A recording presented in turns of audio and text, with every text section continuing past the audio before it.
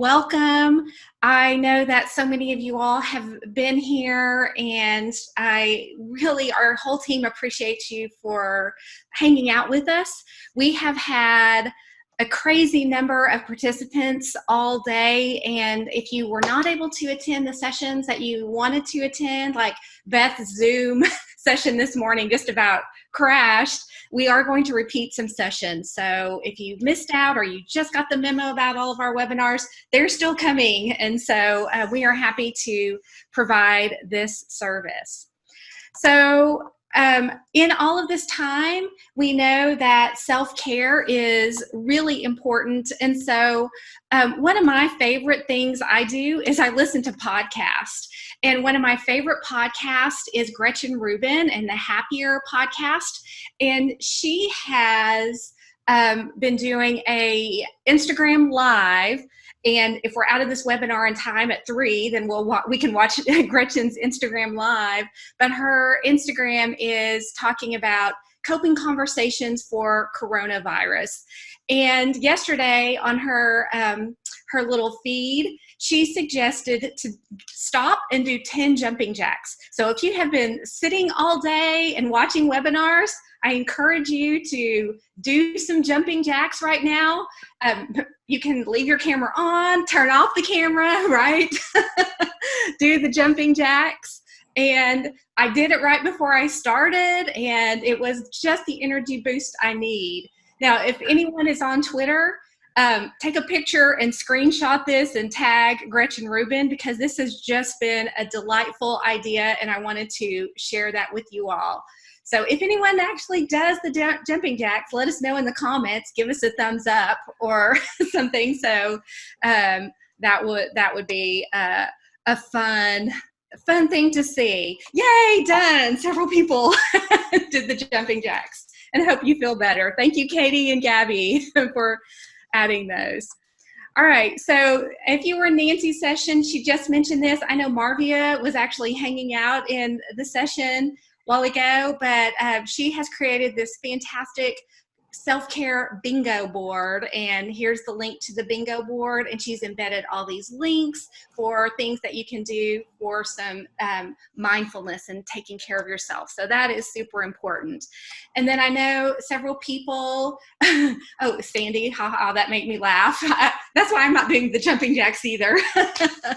Beth and several of my colleagues have mentioned this today, that we do want to acknowledge all of the things that have just changed in a matter of days.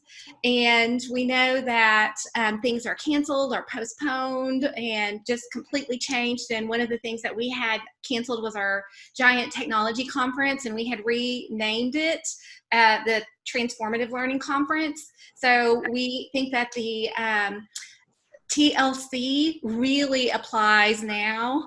And also our tagline was lead from where you are. And so the lead from where you are actually probably means on your couch now, or it means in your home office. So we hope you are doing something to take care of yourself, and that you are thinking about how you're taking care of others. All day we have been sharing our team. So the top row is the digital learning team, and the bottom row is the distance learning team. And Beth Dolliver is here with us today, and she can help facilitate those. All right, we've got, yes, you will get a link to the slideshow. Yay, some people are doing half jumping jacks, but if you need a break, I swear that's been so beneficial. Love it. This has been shared all day, but just wanted to point out again that we have our schedule for tomorrow, but then we are looking at your feedback, and we're creating our schedule for next week, even as we speak. So we are working on next week, but we're definitely repeating these popular sessions. So keep that remote sched bit.ly handy, and then we'll keep updating our schedule. So last week at this time, Region 10 was on spring break, and I got to go to Portland. And if any of you are familiar with Joybots, I got to look at the murals that the artist created and met the artist. And on Sunday, when we met him, it was like hugs all around. But then we met him again on Tuesday and we did elbow bumps. And things just went crazy on Wednesday, I think. And so I had an information overload. I got on Twitter, I started bookmarking things, I put things in all these different places. There were Padlet boards, there were websites, there are spreadsheets going around, and I could not keep up. So that's really part of my job, is trying to keep up with everything. And I know if I'm overwhelmed, that means that a lot of other people are overwhelmed. So what I wanted to do is I just wanted to synthesize the most important information that I found from all of these websites and podcasts and webinars, and give you 3 tips for these mindsets for remote learning.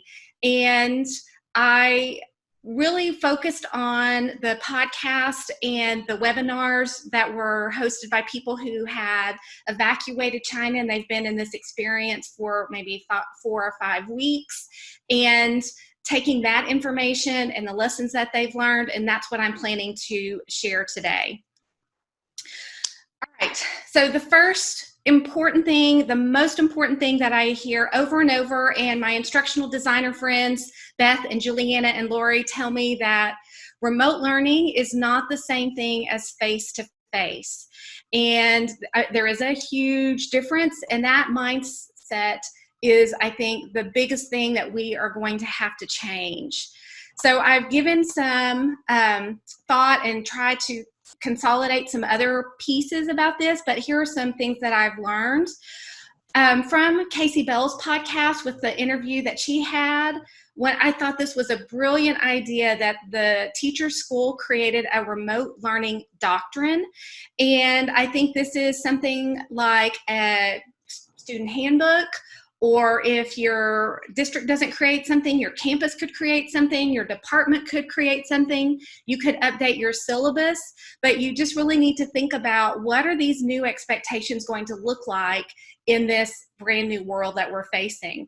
I saw on a webinar from Jenny Magera a couple of days ago that she suggested that you even create this in a Google Doc so it could be updated dynamically, and you can share this Google Doc and let parents and students know, and teachers know. We've got some administrators in the audience that, hey, we have tried this week, it didn't work, here's our plan for tomorrow, and you can just dynamically update that. All right, here's the big surprise, I think, that's going to also be this big mindset shift, is that the workload, especially for elementary, needs to be reduced by at least half. The teacher interviewed on Casey's podcast said that was the biggest thing that they learned, is having to reduce that workload. Now, she said 50% for elementary. The percentage could be a little bit less for high school students or secondary students, but you are not going to have a one-to-one correlation. Like I taught secondary math for many years, so I can't take what I was doing in a 50-minute class and do that online. So really think about the most important things. And then another thing that I keep seeing over and over again, synchronously means face-to-face like we're doing right now. How can you meet with your kiddos real time? Administrators, how can you meet with your teachers in the real time? So find ways that you can meet synchronously, whether that's once a week or Monday, Wednesday, Friday. And then some of your students or some of your teachers are dealing with things at home, and so they may not be able to make that 2 p.m. meeting. So what are things that you are doing asynchronously? So how are you recording videos that you can share and be watched at a later time? And that's why one of Nancy's sessions was so important earlier. The next point is thinking about grading, and that is going to be another mindset shift. The grading is probably not going to look the same, but you still need to do some formative assessments. And how can you find ways to give feedback individually. You know, we're in a chat room with 100 people, and we're, you know, I can't see your faces, and we're trying to look at you know, things that are happening in the chat, but I am having a hard time giving individual feedback. So that's something to really consider. I did see Kristen's comment on Casey's blog that I will share. She did have their campus, the teacher's campus remote learning doctrine. So that will at least give you a starting point. Okay. Another thing that I heard from several people who have evacuated is the importance of having either a weekly checklist, a daily checklist, some kind of agenda, some kind of very specific schedule. So that needs to be housed somewhere. So where is that going to take place? And then, and this I saw that happened in Nancy's webinar last hour.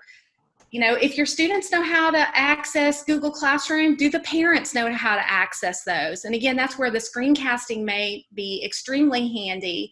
So how are the parents going to log in or help their kiddos log in?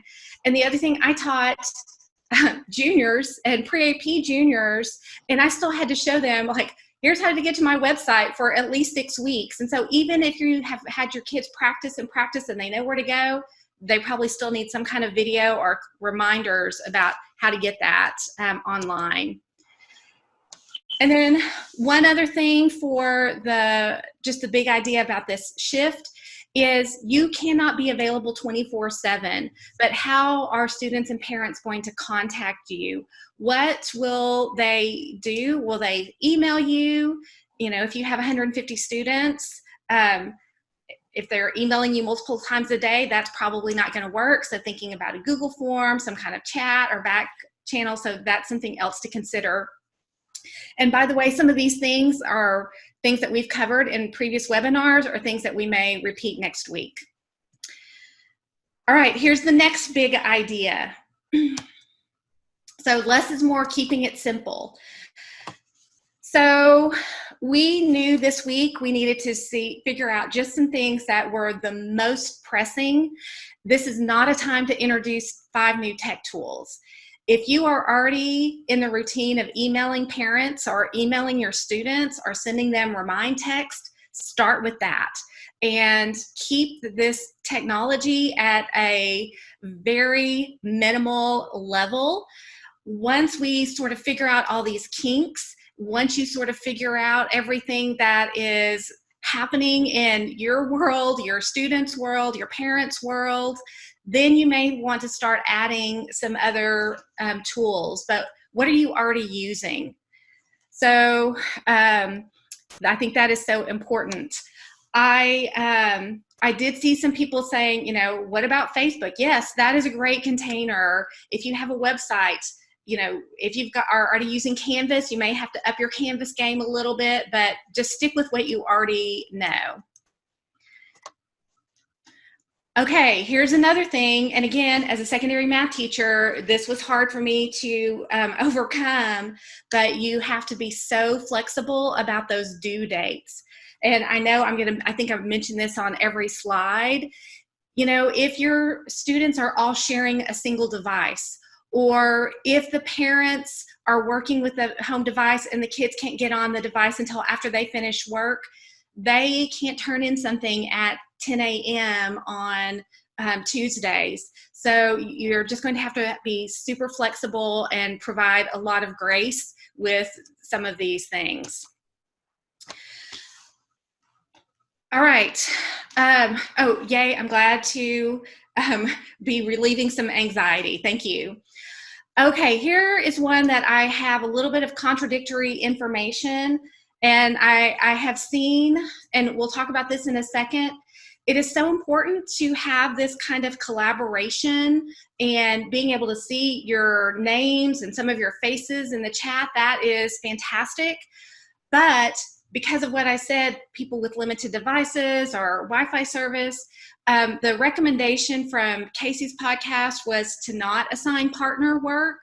You could have students somehow group up, but it may be really difficult for students, for instance, to hop onto a Google Doc at the same time. So, if we're used to doing everything in collaborative, we may have to shift our mindset about that. Next, the kiddos can't sit at the screens for 7 or 8 hours. And so what can you have them do that is offline? For our ELAR teachers, have them write things by hand, have them go outside and take a picture about something and then write about it.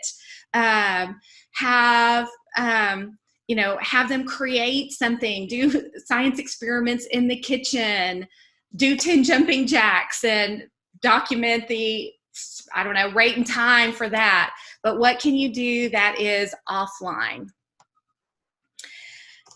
And the next one is, and I brought this up in Nancy's webinar this morning, you probably are going to be creating screencasts and some videos, but those need to just be as simple and short as possible.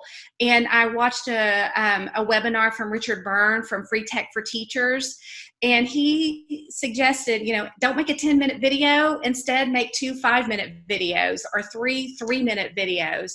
Keep the videos super short and sweet. And that may help, first of all, with your anxiety and then also with the students' engagement. I will share all the slides later, and all of these things are linked, but I found this graphic and this blog post from Catherine Goyette, and she's from California, and I loved this so much.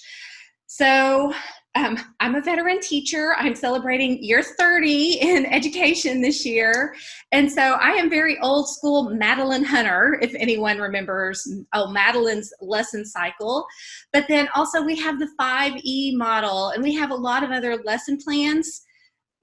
Keep it short and sweet. And we don't need 7 steps for a lesson design. I love this one because it's really 4 steps. You do some kind of intro, you share some content, have the students interact, and then show what they know or share their learning. And that's about all that's going to take. So you are not going to worry about what's your introductory hook, or what is your closure activity, what's your independent practice, all of those things, not going to work. So keep that short and sweet. Now, I probably should have mentioned this first, and I did talk about this with, what are you doing for self-care? But it is so important to remember the social emotional component. And every day I'm seeing more and more things about how the kids are just feeling disconnected and upset, and they're not able to interact with their peers. You are also not able to interact in the same ways. So you've got to share a little bit of love. So here are some ideas for administrators and for teachers. One idea from Jenny Magera was to create some very quick, even just use your phone, create a little video that says, hey, good morning, it's Miss Laster, happy Thursday. I hope you're having a great week. I'm sitting here with on my couch with my cat and my coffee. I'm missing you. I hope you have a great day. I'll see you online. Doing something like that. Principals doing something like that. And just having those little face-to-face, hear your voice, see you, then those messages are important. And include your face in your videos. And our team has been very aware of that. And so that's why you are seeing our faces in these videos, not just the avatars. Everything I see says it's so important for your students and for your teachers to see your face. So I know Nancy mentioned that this morning. Get used to it. Get used to the sound of your voice and being videoed, and kind of let that go. I found this idea in a webinar that I loved, and this one is for the department chairs or instructional coaches or administrators. what about if you did a Google Hangouts happy hour? And so Friday afternoon, you share a link, everyone gets together and has a little bit of screen time sharing and caring. So I'll share this, and then Nancy shared this. We're doing a virtual coffee EDU on Saturday to practice exactly the same thing. Of course, it is very important to keep parents in the loop, and I know administrators and teachers often send like a Friday email or Friday newsletter home, so keep that schedule consistent with the communication. As I said, I've mentioned this on the other slides. What are the home realities? Are the kids taking care of siblings? Are they taking care of someone else? Is the parent trying to work? Are they able to supervise the learning? This is why we have to condense the workload, think about synchronous and asynchronous learning, but what's happening at your home, and thinking about what can we actually share with the kids and what are they going to have the mindset for. All right, one other idea that I loved was this idea about if you're an administrator, how can you include the non-instructional staff if you're sending home these little videos? For instance, do a video with the bus driver. I know several districts are having the bus drivers deliver packets or deliver lunches. And so, for a lot of kids, this was the first happy face that they saw in the morning. And it would be great to have a video. It's like, hey, I'm Catherine, I'm your bus driver. I miss seeing you on the bus, but I'm glad to be delivering your lunches and can't wait to see you again. So I thought that was a fun idea. All right, how are we doing? We are doing good. There are not any questions currently. Okay, all right. All right, so let me do a little timeout for transparency. And I want to just kind of show you what my thought was and for my lesson design for this webinar. I really worked hard to follow Catherine Goyette's plan here, where we did a little check-in. That was our self-care. That was doing our jumping jacks. It was showing my picture from Portland from spring break. So that giving you the little outline. So that was the introduction part. And then next we have the content. So I had 3 steps for you. I know I read a lot of bullet points, but that was what I was sharing. That could have been shared in a screencast. That could have been shared another way. The collaboration part, that was a little bit limited today, so that's what I'm lacking. But you do have the chat. I did want you to introduce yourselves on the chat. I know some people have today commented back and forth to each other, like shared ideas or shared links. So that was our platform for the collaboration. And then I'm going to ask you to synthesize your learning here in a second. All right, so that was my lesson design for this idea, and we have, I'm trying to condense this all in 30 minutes. Okay, so let's see. So here's how we can synthesize something. I absolutely love this idea of retrieval practice. And this is one of my face-to-face sessions that I've given over the last year or so. This website, retrievalpractice.org, is fantastic. But this is the learning science. How do you make learning really stick? And retrieval practice simply means pulling information from your mind. Okay. So what I'd like you to do is we're going to model what this teacher did. I want you to put in the chat, what do you remember, or list as many things as you can remember that I've shared. So go.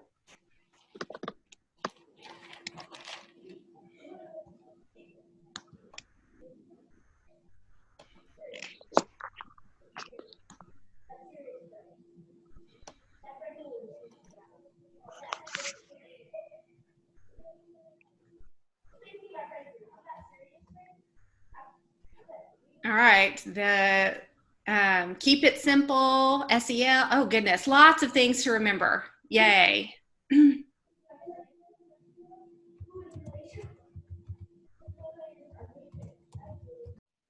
Okay. Chunked videos, giving grace to grading, flexibility, family realities in mind. Okay, fantastic. You all have just practiced retrieval. So that is simply pulling this information to mind. So what this teacher did, and I saw this on Twitter a couple of days ago, this teacher had the same kind of learning experience, and then he used Flipgrid for his students to record everything that they remembered or everything that they had talked about or discussed or learned this week. He had the students share the videos privately, and so he could watch and then give the students individual feedback. And so that is something that could be a relatively easy way to synthesize the learning, to get the students to see you and you see them, for them to get individual feedback. So I just thought that was such a lovely idea, so I wanted to share that. Okay, I see so many good ideas and things that you've remembered, so yay, that's going to help make the learning stick.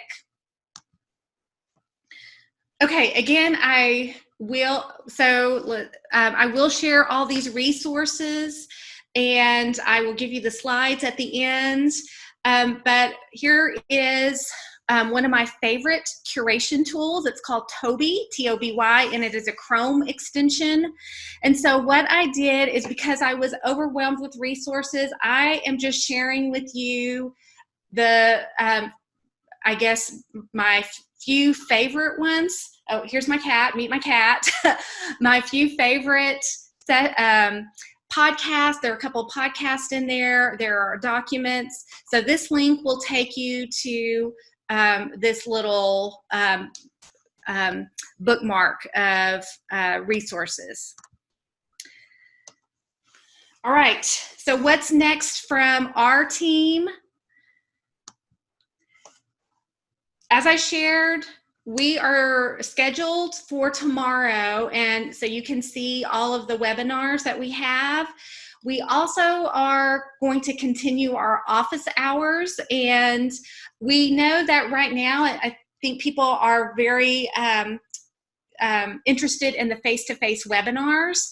But we figure that once people start figuring things out and getting with their kids, the office hours may become more important for you just to pop in and say, hey, what do I need? Or I need an idea for a tech tool or a communication tool, those kinds of things. And so those are going to continue based on the feedback and based on the numbers and all the things that we have learned this week. We're going to start scheduling next week's webinars, and everything will be eventually recorded. We're going to put it in this link, this R10 remote sched link, and we are going to keep going. That's the next plan. All right, so I'll stop here. All right, questions. And Beth, have you been? Yes, I have. Okay. A lot of the questions right now is, yes, this Zoom session is being recorded. It will be uploaded on the sched link that she has right there once it is closed captioned, because accessibility is extremely important to us, and we want to reach as many people as possible. You do not need to be registering for these classes on Region 10. Please just click on it from the sched link. There will be an attendance that Catherine will share in a minute where you are able to get your certificate. Let's see. And then, oh yes, Google Classroom for Beginners. That I know that was a full one, so we'll schedule that one for a repeat. I know tomorrow's is Google Classroom for Beginners Plus, are a little bit more than beginners. So, okay, so the next comment. Here you go. Here's a list of resources for teachers to use. This is being curated by Region 10 staff. And so this is our instructional support website. We have pretty much Google folders full of resources for every grade level. We're posting these same resources plus more that I have shared, and we've got things being updated constantly. We will also house our webinars in this website, so that is going to be updated constantly. All right, I've mentioned this, and I saw Marvia in the chat, so, and Nancy mentioned this. We've got our virtual coffee EDU on Saturday, and we would love to see you. But there is a group that I think it's been maybe 2 years, Marvia, yes, hi, that we've met once a month, and we are going to continue that. It's just going to be virtual this Saturday. There is the Zoom link at the bottom, and we're going to do exactly the same kind of thing, and we're focusing on Self-Care Saturday. All right, here's the attendance link, and I'm Catherine. So when you get to the link, then you will choose the Mindsets for Remote Learning, and I'll leave that up there. And do we have any other questions, Beth, or things that? Nope. A lot of people who have said that these sessions today have really helped them feel more comfortable and more confident. Yay!